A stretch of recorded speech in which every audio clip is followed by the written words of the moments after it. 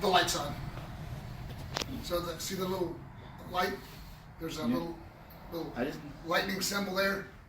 Yeah, I just clicked it. Yeah, it's still on. Yeah, that's because you have a set with the flash on. So it's recording. All right. So, anyways, for all you Kempologists out there that are on this board,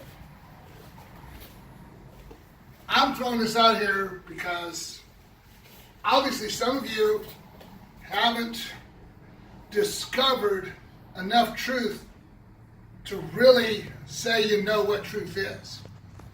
When I start saying the word catalyst, there's a few people now that are using the word catalyst that never used the word catalyst before. And let me give you an example of a catalyst. If we're going to do parting wings, and he moves sideways, look where the camera is. Right. Yeah. That's good. Look close. Just get there. Okay. There. All right. So now, the idea of parting wings is a front two-hand push.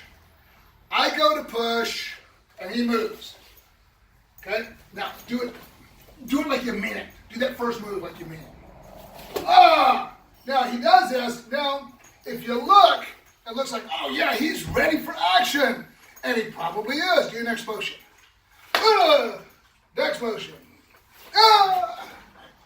And, okay, and we're all done. Ooh, that looks so good. Now go full speed at that.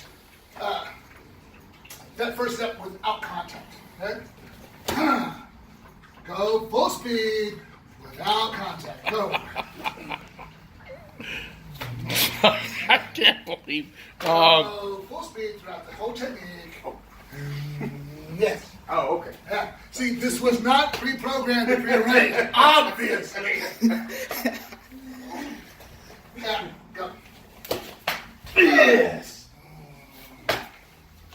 And again, he does it full speed. Okay.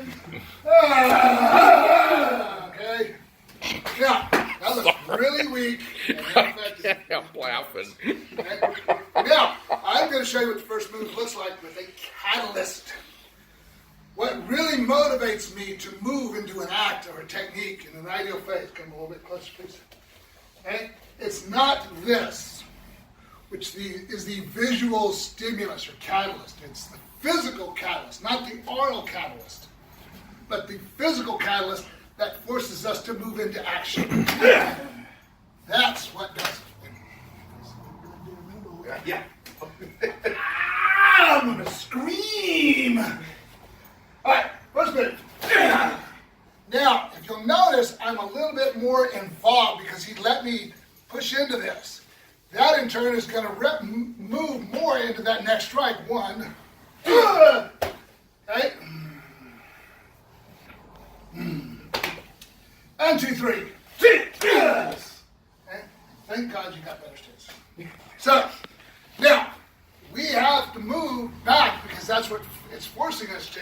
Now, when we do a technique such as delayed sword, the grab happens. But until the point that I actually do something, this is just an inert act. I can, you silly little bastard. Okay? I can do that. But until that's when it happens. Thank you. Great response. Now, another thing I've noticed is how willing people are to get into the technique. If I said, okay, everyone, we're going to do crossing tongue. Instinctively, if you've been taught static techniques instead of catalytic techniques, you'll do this. Okay? So when they do that, and then we go, okay, everyone, let's do crossing tongue. And he does crossing tongue. Go. You better not. I got writer's block. Okay? So he does crossing tongue. And proceed with crossing tongue. No, I'm saying without a catalyst. Oh. See, now, you see, he was waiting for the catalyst because he's been trained to wait for an act that will motivate him to do a technique. Because it will vary. He does crossing tongue. Now, what happened? Well, gosh. Here is the static technique. The instant he starts moving, I'm just going to let go and go do something else, okay? 2, the idea of this technique, right, is that they're actually, while you're stepping forward, you're not going to step forward to 12 o'clock, you're going to step forward to 2. Because what happens here if you step forward to 2 is you actually start moving and creating lines of entry to your opponent. Bad juju. Right? So the idea is that you wait until they step off and start pulling you to that direction. That's where it happens. So you need to wait for an act that motivates you to move as a catalyst. If I'm doing this, again, inert hands or inert arms, you can be aware of where they're at. But when one act happens, that's going to force a technique. When the other act happens, that also is going to force a technique. So you need to be aware of what these catalysts are doing in order to use an ideal phase technique. That's really all it boils down to. Don't get confused or led into the belief that these techniques are not somehow involved with non-catalytic. The biggest one I get is grip of death, and everybody just lean over. And everybody goes, okay, let's do grip of death, and everybody starts off here. When it really doesn't start there. There's a reason it starts from this.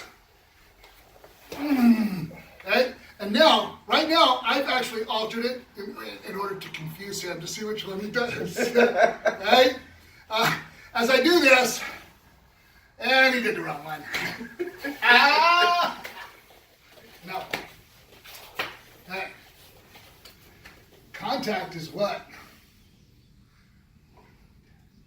Grip of death. Yes. And non-contact is what? Grasp. Oh, isn't amazing? Grasp. Okay, so the catalyst for a technique is also determined by what your opponent is doing to you. In grip of death, for instance, the leg goes in front as if a wrestler or a judo guy is trying to attempt to throw you down, and you do this. So you're going to straighten your back, and arch their back as you crush down on their leg. In grip of death, however, the situation is a little different, which is why you're choosing the different targets that you do. The leg is now in front and gets pulled in. So now he starts to straighten his back and uses the groin as the first target. Ah! Okay? Oh, and pinches. It makes a real bad day for me. So anyway, thank you. Be aware of your techniques, what motivates you to act, and be aware of your catalyst. Thank you.